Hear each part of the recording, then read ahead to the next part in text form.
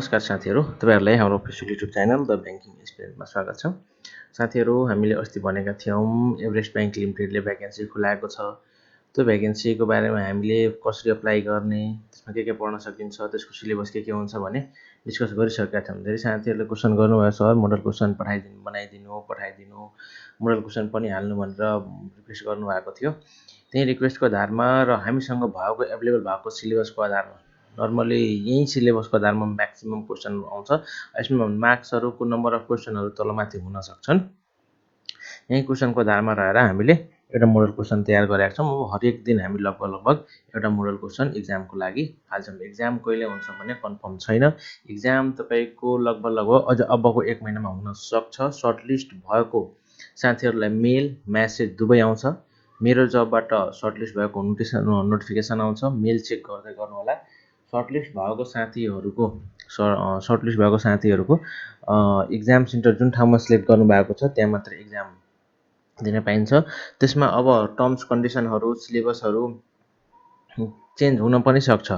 किनभने प्राइभेट बैंकको fix syllabus चाहिँ हुँदैन। हरेक चोटी सर्टलिस्ट गर्दाखेरि छुट्टै सिलेबस पनि हुन सक्छ। तर यही सिलेबसको आधारमा लगभग यसैसँग मिल्दोजुल्दो सिलेबस हुन्छ। एकदम ड्रास्टिक चेन्ज भएर आउँदैन। अब हामी मोडल क्वेशनमा जाउँ। मोडल क्वेशन भन्दा अगाडि पहिला सिलेबसमा के छ भने बैंकिङ नलेज छ 20 वटा क्वेशन 30 मार्क्सको लागि, technological knowledge, current affair, verbal affair, logical reasoning, quantitative analysis. हामीले एकदम simple first model question set भएकोले एकदम सिम्पल एकदम सबैले बुझ्ने खालको सबैले थाहा हुने नर्मल डेमा नर्मली सोल्भ गर्न सक्ने क्वेशन आज राखेका छौं। यो भन्दा पछिको सिलेबसहरुमा मोडल क्वेशनहरुमा हामीले फरक मोडल क्वेशनहरु अलि गाह्रो गर्दै जान्छौं। सुरुमा हामीले मोडल क्वेशन सेट बैंकिङ एक्जामको लागि भनेर लेखेका छौं। सेक्सन ए भने बैंकिङ नलेज 20 वटा क्वेशन रहेको छ। अर्थात 20 वटा क्वेशन 30 मार्क्सको लागि हामीले बैंकिङबाट लिएको छौं। तपाईले स्क्रिनमा हेर्न सक्नुहुन्छ। म सबै क्वेशन पढेर अप्सनहरु पढेर भ्याउँदिन। मैले क्वेशन र एन्सर मात्र भनिदिन्छु। जस्तै पहिलो क्वेशन रहेको छ। अब म बैंकिङ र करेन्ट अफेयरको भनिदिन्छु। भर्बल लजिकल रिजनिङको तपाईहरुले आफै हेर्नु होला भिडियो पज गरेर अथवा स्क्रिनशट गरेर अथवा हाम्रो च्यानललाई लाइक र सब्स्क्राइब गरेर भिडियोलाई तपाईले हामीले हाम्रो फेसबुक पेजमा मेसेज गर्नुहुन्छ भने हामीले पिडिएफ पनि पठाइदिन सक्छौं। साथीहरु पहिलो क्वेशन छ what does KYC stand for भनेको यसको एन्सर एन्सर ए रहेको छ। हामी एन्सर सिधै राखेका छौं। नो योर कस्टमर भने हुन्छ तपाईले बैंकमा खाता खोल्न जाँदाखेरि सुरुमा एउटा केवाईसी फर्म भर्नुहुन्छ। केवाईसी भनेको तपाईको सम्पूर्ण 3 पुस्ते विवरण, नागरिकता नम्बरदेखि लिएर मोबाइल नम्बर, इमेल, ठेगाना, राष्ट्रिय परिचय पत्र नम्बर सबै कुराहरु भर्नुहुन्छ। त्यो नै केवाईसी हो। अर्थात एउटा व्यक्तिको अथवा एउटा संस्थाको विस्तृत जानकारी उसको सबै जानकारी त्यो केवाईसीमा हुन्छ। Which institution regulates banks in Nepal भनेको नेपाल राष्ट्र बैंक हो। यसको अप्सन सही हुन्छ। त्यसपछि एटीएम स्ट्यान्ड फर के हुन्छ भने अटोमेटेड टेलर मसिन हुन्छ। Which account is mainly used by any firm or company for daily transaction भनेपछि फर्म र कम्पनीले डेली ट्रान्ज्याक्सनको लागि करेन्ट अकाउन्ट युज गर्छ साथीहरु। Which card is directly link to bank account भनेपछि NID card, debit card, PAN card, SIM card भने के हुन्छ भने डेबिट कार्ड डाइरेक्ट लिंक हाम्रो बैंकसँग हुन्छ। Interest paid on loan is called lending rate अथवा इन्ट्रेस्ट रेट भनेको यसले लोन रेट, लेन्डिङ रेट भनी भन्छन् साथीहरुले। Fixed deposit provides higher interest सबभन्दा बढी भनेपछि हायर इन्ट्रेस्ट केमा हुन्छ भने फिक्स्ड डिपोजिटमा हुन्छ। Mobile banking is an example of digital banking. Digital बैंकिङमा धेरै कुरा आउँछ। Mobile banking, internet banking, QR payment यो सब डिजिटल बैंकिङको तपाईको माध्यमहरु हुन्। Which bank is the central bank of Nepal? Nepal Rashtra bank भइहाल्यो।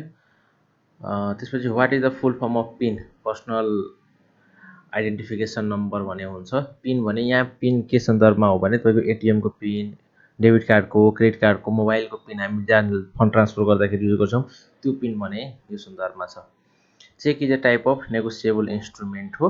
Saving account is mainly open for personal savings हुन्छ यसको सही उत्तर। RTGS is used for fast fund transfer हुन्छ। रियल टाइम ग्रस सेटलमेन्ट यसको फुल फर्म हुन्छ। आरटीजीएस को फुल फर्म पनि सोध्न सक्छ। यसको के फुल फर्म के हुन्छ भने रियल टाइम ग्रस सेटलमेन्ट भन्ने हुन्छ। Which one is a commercial bank in Nepal भनेपछि एभरेस्ट बैंक हुन्छ। Loan taken for house construction is called home loan. Which of the following is digital wallet Nepali eSewa? Digital wallet धेरै छन् तर अप्सनमा एउटा मात्र छ। जस्तै ई सेवा छ, खल्ती छ, आईएमई पे छ, त्यसपछि धेरै त्यस्तो वालेटहरू छन्। Bank statement shows the account transaction. Bank स्टेटमेन्टले तपाईँको एकाउन्टको हिस्ट्री, कहिले कुन दिनमा विड्रल भयो, डिपोजिट भयो, सबै कुराहरू देखाउँछ। The process of withdrawing money from ATM requires PIN. त्यही अघि मैले भनेको थिएँ, एटिएमको पिनले भनेपछि यसको सही एन्सर हुन्छ। FD means financial deposit, fix deposit, fund deposit, final deposit भनेपछि फिक्स डिपोजिट हुन्छ। Which banking service and love money transfer through phone भनेपछि मोबाइल ब्याङ्किङ। मोबाइल ब्याङ्किङबाट मोबाइल फोन युज गरेर यहाँ डिजिटल इन्टरनेट ब्याङ्किङ ट्रान्सफर गर्नको लागि internet banking पनि हामी युज गर्छौँ, मोबाइल ब्याङ्किङ पनि युज गर्छौँ, तर अप्सनमा मोबाइल ब्याङ्किङ मात्र रहेको छ। टेक्नोलोजिकल नलेजमा 10वटा क्वेसन आउँछ, सेक्सन बी राखेका छौँ। CPU stand for central processing unit, यो कम्प्युटरको क्वेसनहरू आउँछ। Which device is use for printing भनेपछि प्रिन्टर, हामी एकदम सिम्पल साधारण क्वेसनहरू राखेका छौँ। MS Word is use for के को लागि हुन्छ भने एमएस वर्ड भनेपछि typing documents, making word files भन्ने हुन्छ। Which one is an input device भनेपछि keyboard. Internet banking requires internet connection. www stand for world wide web भन्ने हुन्छ यसको option. Which software is use for spreadsheet भनेपछि MS Excel. Which is a web browser भनेपछि Chrome. Email is use for communication. Which key is use to delete text भनेपछि delete. त्यसपछि section C current affairs रहेको छ। Capital city of Nepal, सबलाई थाहा भएको कुरा हो, काठमाडौँ। नेसनल फार्म भन्ने आइहाल्छ यहाँ, अप्सन सी एन्सर हुन्छ यसको। SAARC headquarter is located in Nepal. Currency of Nepal is rupees. Which country is called the land of rising sun भनेपछि यसको सही उत्तर हुन्छ Japan. Constitution day of Nepal is celebrated on असोज 3। Mount Everest lies in Nepal. UNO stand for United Nations organisations. Current prime minister of Nepal सबैले थाहा भएको कुरा हो, बालेन्द्र शाह बालेन। भने राष्ट्रपति Ramchandra Paudel. National animal of Nepal is cow. त्यसपछि भर्बल एबिलिटी छ। भर्बल एबिलिटीसँगै अब यस भर्बल यस्तो क्वेसनहरू आउँछ, 10वटा क्वेसन रहेको छ साथीहरू। यसरी तपाईँले हेर्न सक्नुहुन्छ स्क्रिनमा। तपाईँले पढ्दै जानुहोला, बुझ्ने कुरा कमेन्ट गर्नुहोला, हामीले मेसेज गर्नुहोला। मेसेज गरेपछि हामीले रिप्लाई गर्छौँ, सकेसम्म धेरै सबैलाई रिप्लाई गरेको छौँ। Select the correctly spelled word भनेपछि यो भइहाल्यो तपाईँको भर्बल एबिलिटीको क्वेसनहरू।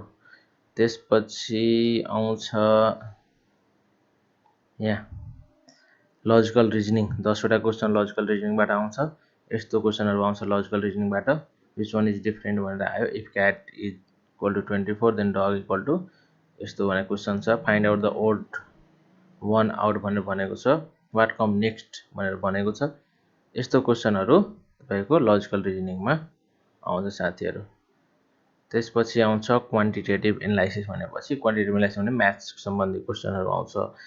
लजिकल रिजनिङ भनेपछि आइक्यू सम्बन्धी क्वेसन भइहाल्यो। भर्बल एबिलिटी भनेपछि इङ्ग्लिस ल्याङ्ग्वेज सम्बन्धी लगभग आइहाल्छ त्यतातिर।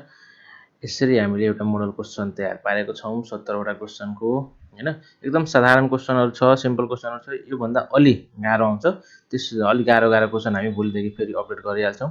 तपाईँले हाम्रो च्यानललाई सब्सक्राइब, लाइक सबै गर्नुहोला, सकेसम्म सेयर गर्नुहोला।